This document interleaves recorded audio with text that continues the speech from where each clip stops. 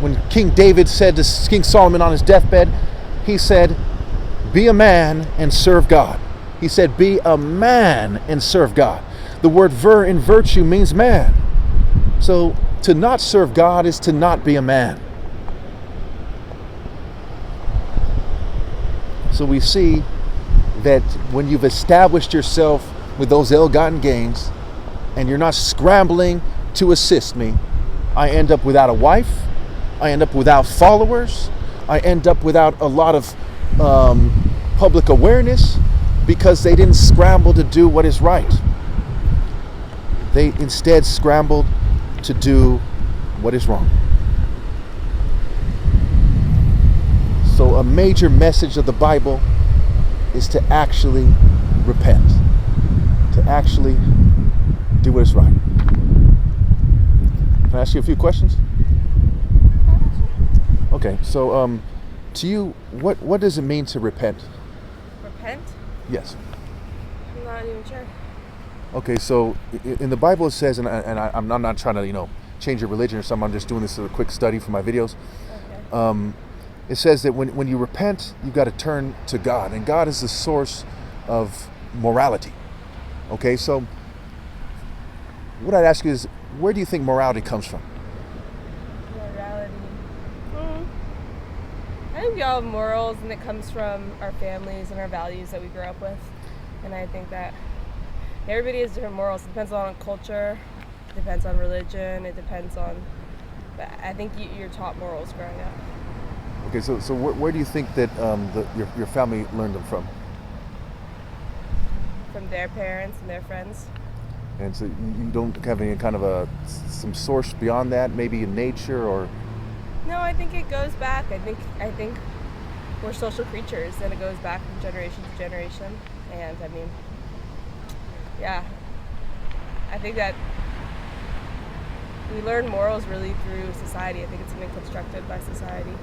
Okay, so let's say when a lioness defends her cubs, do you think that's an expression of morality? When a lioness defends her cubs, no, not at all. I think it's like it's not because the lioness feels like morally I need to defend my cubs. It's because it doesn't want their cubs to die. It's all about survival for animals, I think, and it's about keeping this baby child alive. That's its baby. Okay, so what do you think the odds are that life exists under these terms? Like, why are there so many species? Why did they go extinct? How did it come to this? I'm not really sure, honestly, and I feel okay about it not knowing. There's a lot of things I don't know, and I used to always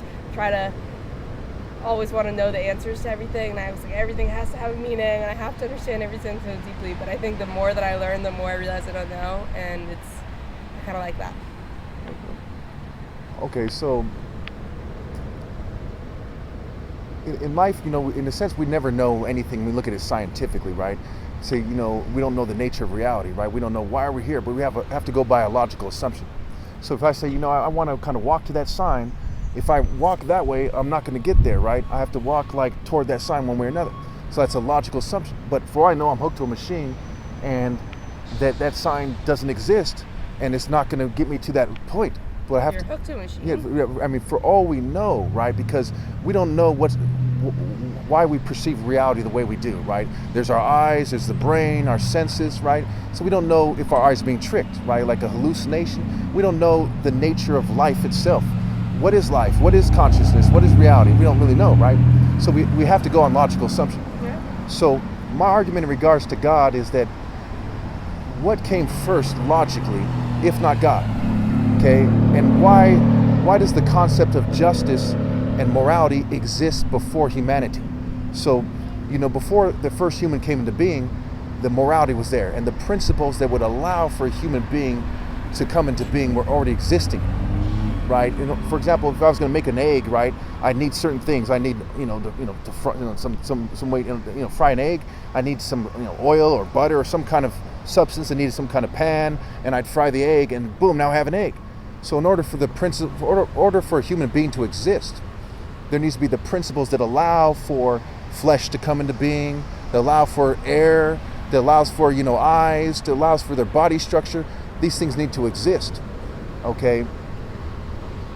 So then we have to ask ourselves, what is the logical assumption as to why we exist? Is it more logical to assume that it was just random? Or is it more logical to assume that there was a creator that said, I want there to be a human being? I think it doesn't really matter what's more logical, but I feel like everybody has a right to assume and decide what they want, and I feel like I can think what I want and you can think what you want, and I think that's beautiful that we all think different things, and I feel like it's kind of fucked up to be like, you're thinking the right thing and you're thinking the wrong thing. I believe that everybody should be able to believe what they believe as long as it's not harming other people. Yeah, I mean, I basically believe in free will, and that, that's also a Christian concept. I don't necessarily consider myself a Christian. My religion is universal, pinpointed moral precision. It's scrambling to do what is morally right. Now, So can I ask you a question? Go ahead. Do you feel like it's morally right to stop people and to convince them to believe what you believe? To push your beliefs on other people? I think that, okay, that's a good question, okay? I think yes and no. It depends on how you do it, right? If you force them to and say, I hate you for not believing it, then that's wrong, right? But if say, for example, there's a bunch of homeless people out there in the streets, right? And a lot of people say, so what? It is what it is, right?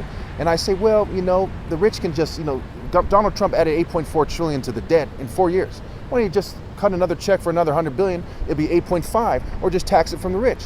Now, if everyone is saying, you know what, you have a right to think what you want and we think what we want, and these homeless people are still there, they're dying in large numbers every day in the streets, their lack of coming to a sound moral conclusion therefore kills those homeless people. I think, I don't know if you heard what I just said, but a right to think what you want as long as it doesn't harm other people. I think that's where it comes in, is this harming other people. And I think that the way that the capitalist system works is a super harmful system that hurts a lot of people, and it sucks there's so many houseless people, and it sucks that billionaires keep on making more money, and that's not okay.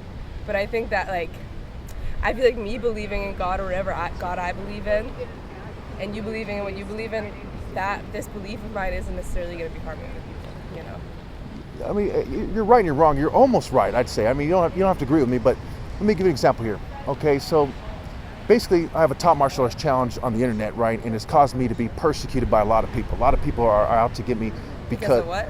Because I made a top martial arts challenge. I don't know that. Okay, basically, I said I'll give $60,000 to anyone who can beat me at outdoor sparring, and it's been over 11 years. And lots of martial artists have come and said, yeah, you're the best, and we can't beat you, but we don't want you to do that because you're showing us up, right? Because martial arts are lifestyles. They're not just combat systems. Some of them are Buddhist, some are Shinto, and it's like art. It's like an expression of their lifestyle. And martial arts talk about mind, body, soul, and spirit. So when I outmaneuver them, they say, hey, you're smarter than us, right? You were trained better than us, and your principles, your life principles are superior to ours. It's actually a system of showing which philosophy creates a better person when you really think about it. Let me give you an example, okay? In sparring, in order for me to outmaneuver somebody and strike them first, I have to have a certain brain function, right? Brain-body connection, the frontal lobe, right? Movements, judgment, behaviors, okay? It's in the frontal lobe, right? It's the brain, right? There's white matter, there's gray matter. And how do you form a superior and sharper brain to perceive things? Okay, so sparring shows prioritization. Do I dodge? Do I block? Do I fire a bunch of punches, right? Do I do a kick, right? It shows commitment to wise action. With the information given, do I strike low or do I strike high? And I commit to that. If I make the wrong decision, right, what happens, right? Say you try to strike high and the guy dodges and he strikes low, right? Then he scores on you, right? And so over thousands and thousands of years, people have refined systems to try to outsmart each other. This is where idols come from, right? Are you videotaping this? Oh, yeah. I hope you don't mind. Do you mind? I'm not that into that. And actually, I think that you should definitely tell people that